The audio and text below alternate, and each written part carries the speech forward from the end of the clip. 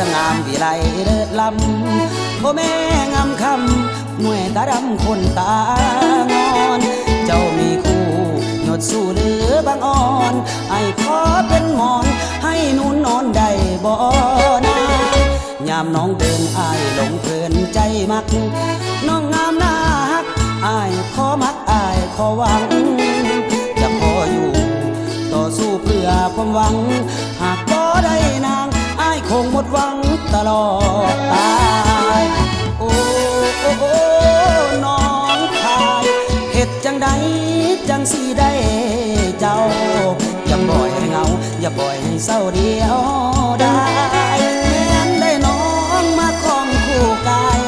หากแม้นสิบใบฮักบ่คายนายนี้ทุกคืนทุกวันอ้ายยังเข้าฝันไปหาโอ้โอ้แก้วตา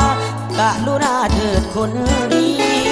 อย่าปล่อยให้เหงาอย่าปล่อยให้เศร้าเลยยอดซีวีโปรดคิดปราณีคิดอย่าในนี้เด้อสาวน้องชาย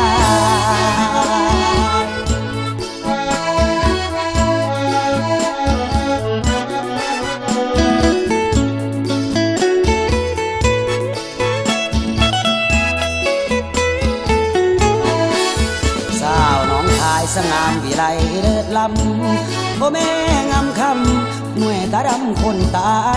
งอนเจ้ามีคู่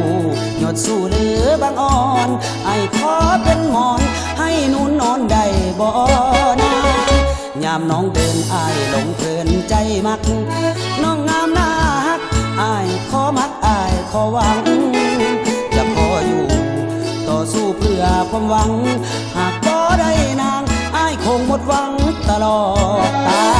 ยโอ้โอ้โอ้น้องชายเฮ็ดจังใดจังสิได้เจ้าอย่าปล่อยให้เหงาอย่าปล่อยให้เศร้าเดียวได้แม้นได้น้องมาครองคู่กายหากแม้นสิบใบฮักบ่คายนายนี้